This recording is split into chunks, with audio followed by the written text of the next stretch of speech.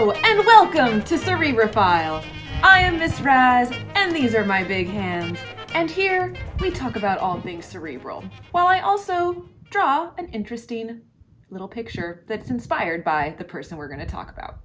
Today we are going to talk about the man who mistook his wife for a hat, Dr. P. So who was Dr. P? Dr. P was a musician, very talented singer. He used to teach at the local music school.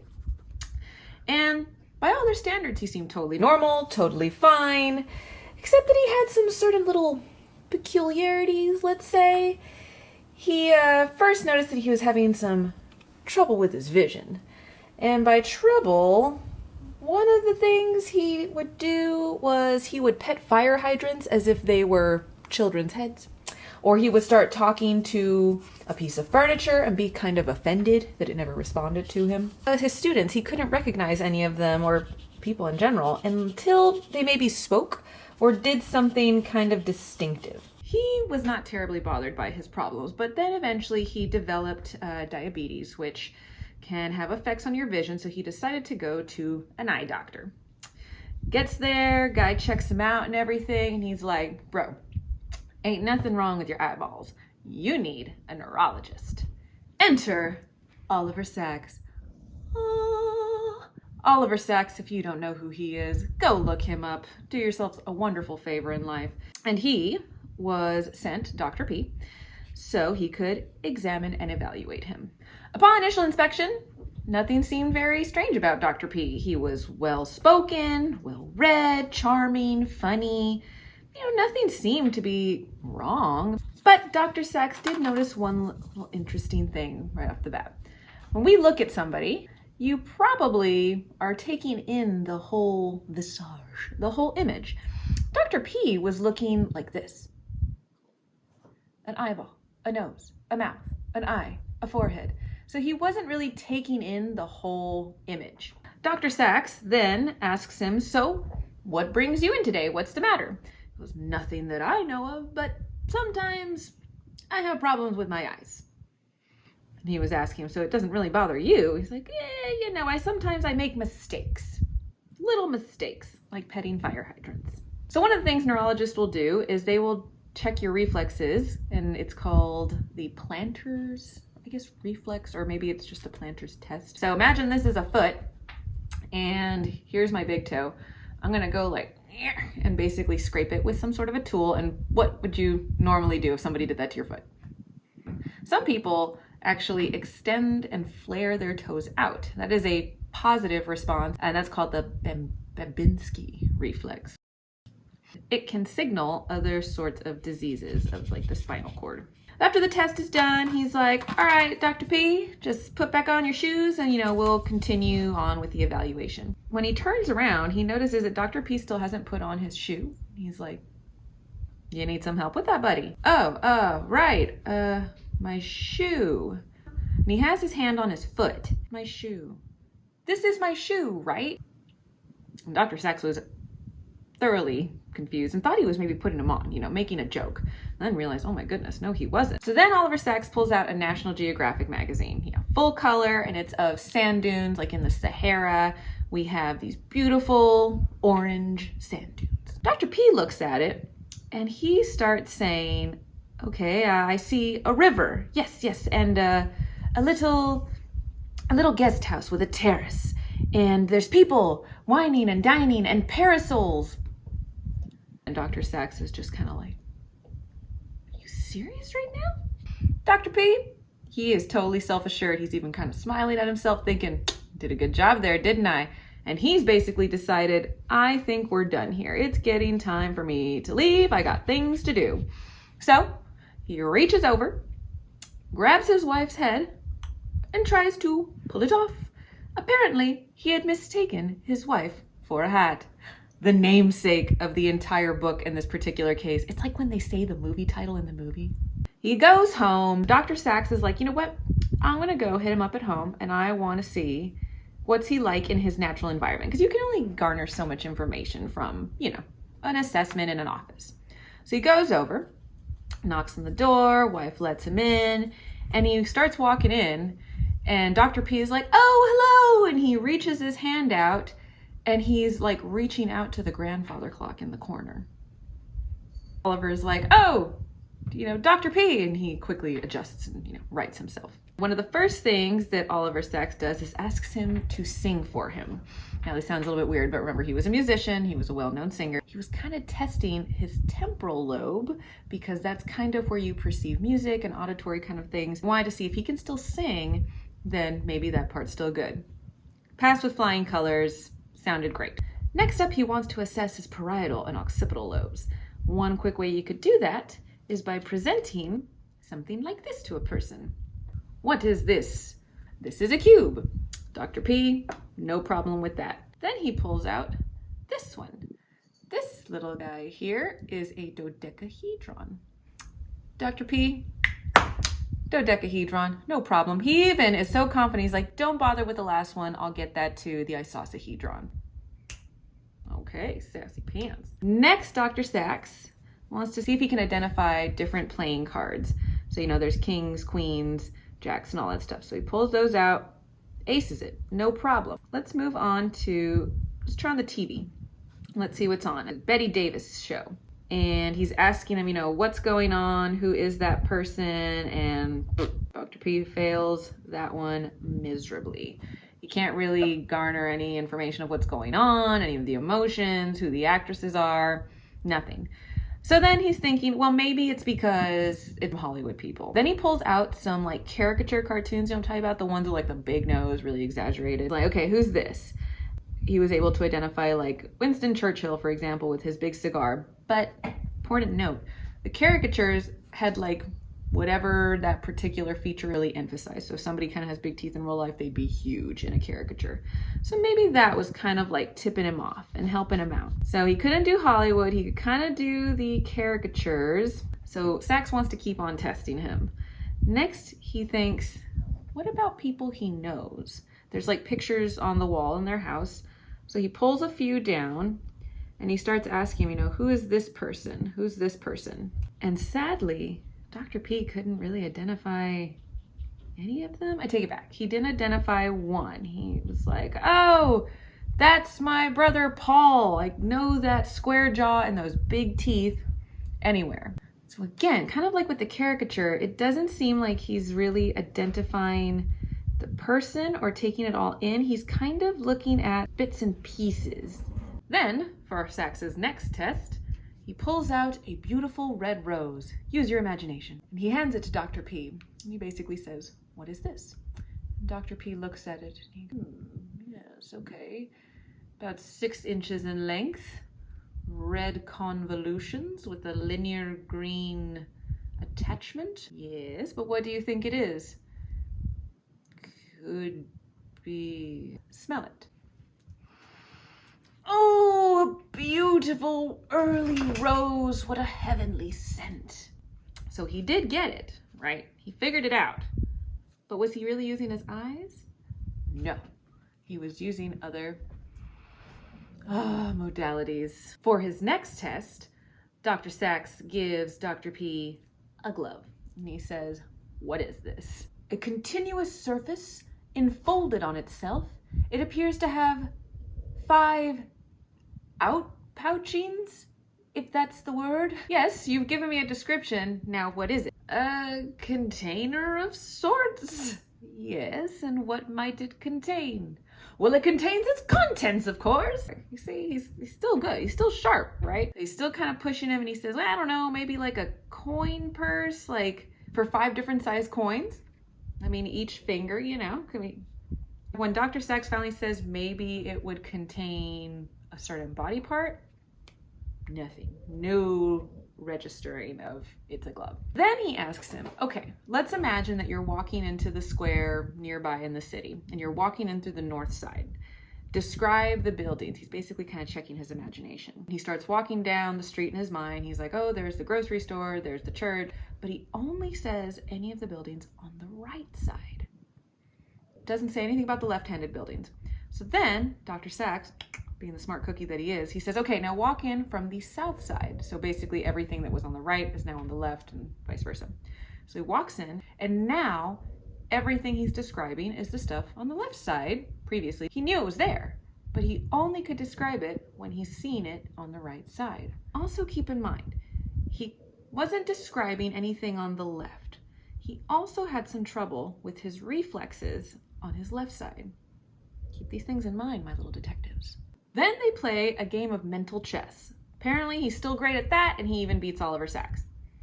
I'm gonna keep on painting for a moment, and then we're gonna discuss what might be going on with Dr. P. Roll that time lapse.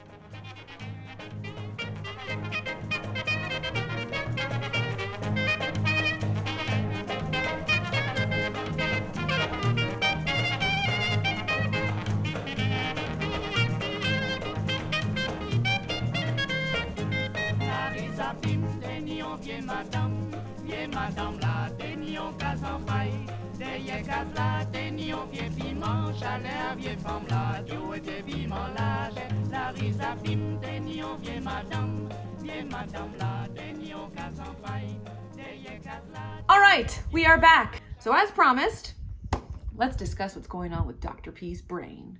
Let's start off real quick with two different types of visual pathways. This is the brain, eyeballs. I see something, and then it goes straight to my occipital lobe for some pre-processing.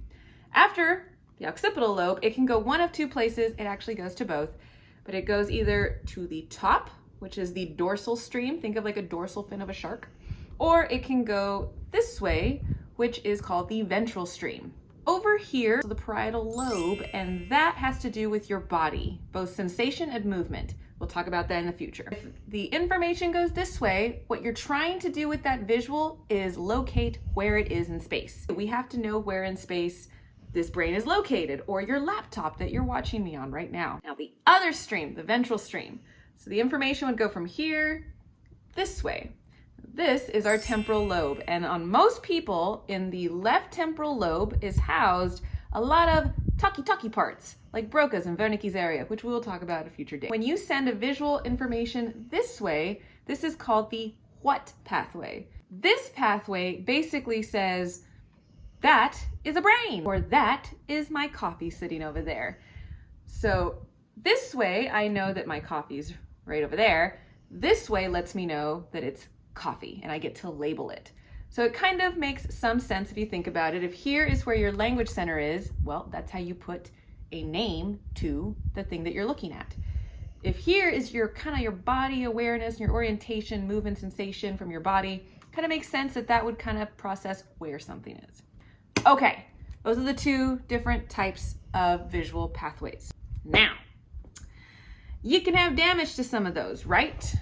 So what happens when you damage a part of the brain aspect of your vision? Because you could injure your eyes, but that's not what happened to Dr. P, right? His eyes were perfectly fine. Something was wrong with his brain. When something breaks, we call it agnosia. Now, specifically, agnosia, it's actually a Greek word that means without knowledge, but some people like to say it's ignorance. That's a little mean. So what are they without knowledge of? In this case, when we're talking about agnosias, we are talking about some sort of lack of perception. It is not aware in your mind until it is perceived. You might be thinking, what? I'm aware of everything. Okay, are you aware of the clothes that are on your body right now? Can you feel the tag on the back of your shirt? Were you aware of that before I mentioned it? That's one of those things. Things are always being sensed, but whether you perceive it or not depends on a few other processes. What type of agnosia does Dr. P have? Obviously something to do with vision, so it's a visual agnosia. There are two main types. We have apperceptive and associative. Apperceptive is a failure in recognition, but you are not even getting it up to the perceptual level. You're just missing out. Here's a great other little case study. This one woman had apperceptive agnosia, could not see or could not perceive what she was seeing. Her eyeballs were fine, but her brain could not see. So they gave her a little neuro test. They basically put like a slot, and it could be horizontal, it could be vertical, it could be sideways. There was a slot, like a mail slot.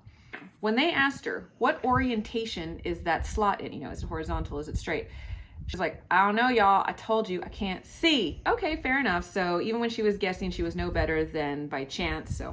But then they actually gave her a piece of paper. I don't have one, but something like this. And they said, okay, put it into the slot. She's like, I can't see, y'all. And they're like, well, just try. She would get it into that slot.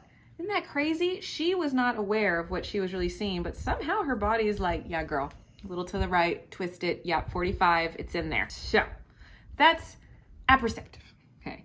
But we're gonna focus on associative agnosia. So in this case, things are being sensed and they're being perceived, but there's like this breakdown somewhere in there. And with all of these things, unless there is maybe a very obvious tumor or a very obvious degenerative disease, it's not apparent exactly why somebody is manifesting these certain symptoms. Think about Dr. P. He could definitely perceive things, right? Remember the rose? He could kind of describe, like he knew it was here. He wasn't blind to it at all, but he couldn't put a label to it until he used maybe a different modality like scent. Still a little curious though, he wasn't able to identify a rose or people, but he was able to identify the platonic solids. This could be due to the fact that they're abstract, or maybe it's because he was actually holding one of them. And if you're kind of holding it, that's a different modality. Now you're using tactile information. So associative agnosia typically tends to affect the left occipital temporal region, which is somewhere in there. Which makes sense because he has trouble identifying things. And what do you need to identify things? Language. Where is language located? On most people, the left side of the brain. And which stream are we talking about with vision? The ventral stream, which is again how you identify what things are. So that makes some sense, but there was some other strange things about Mr. P. Do you remember that he also could not identify faces? That particular disorder, when you cannot identify faces, that has its own very specific agnosia. It's called Prosopagnosia. I don't know why I just sounded Russian. It's Greek. It comes from prosopon, which means face, and again, agnosia, which means without knowledge. So without knowledge of faces, basically. There are two areas like that in your brain, and it is located in the fusiform gyrus, which is actually what I am painting today. And this is where you would find that fusiform gyrus area. And this is, again, the face area. But remember, Dr. P also had some weird things dealing with leftness.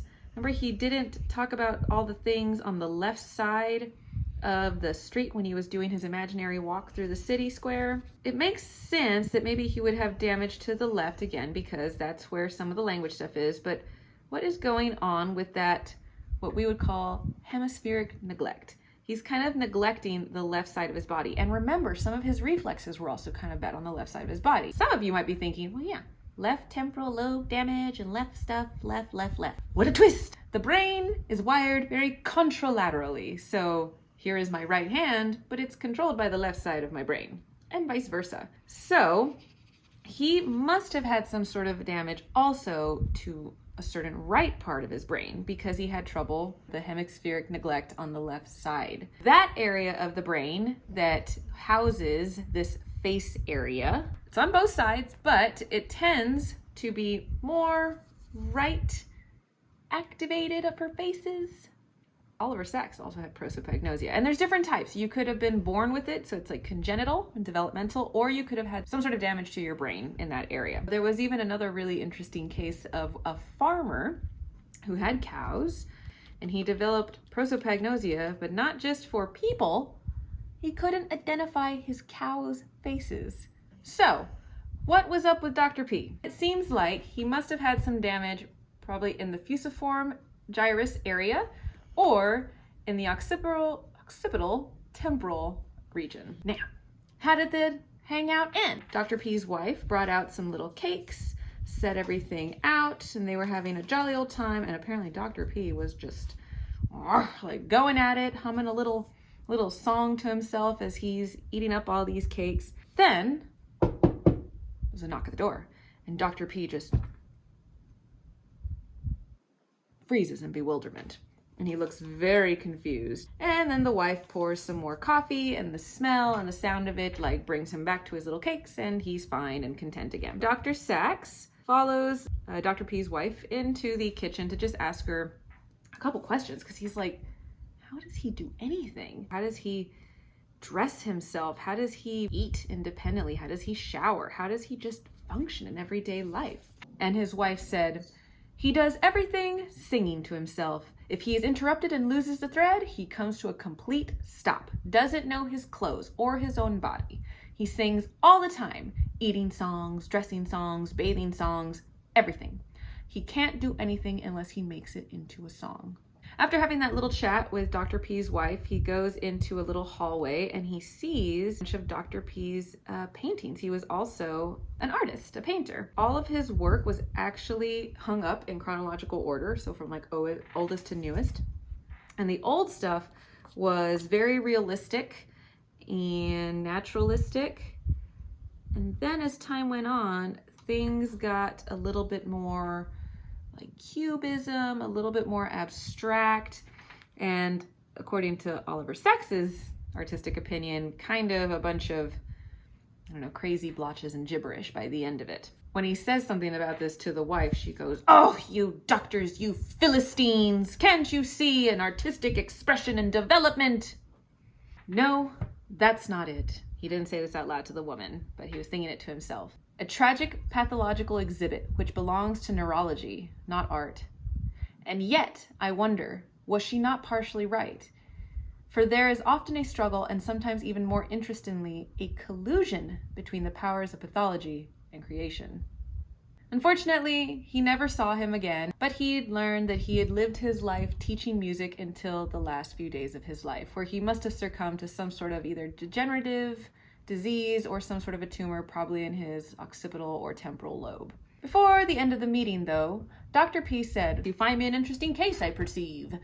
So what's wrong with me? Can you make any recommendations?" And Dr. Sacks, being the wonderful doctor that he is, who does not like to focus on deficits, says, "I cannot tell you what I find wrong, but I will say what I find right. You are a wonderful musician, and music is your life. What I prescribe in a case such as yours is a life which consists entirely of music.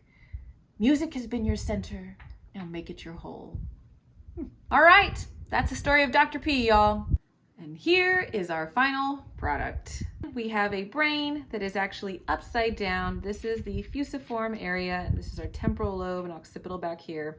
And as you can see, it's wearing a hat.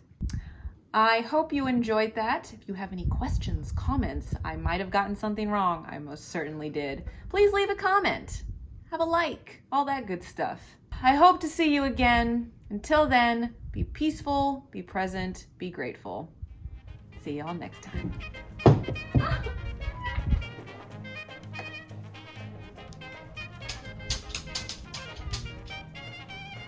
But when you send a visual information this way, this is called the what pathway. And that's called a burp.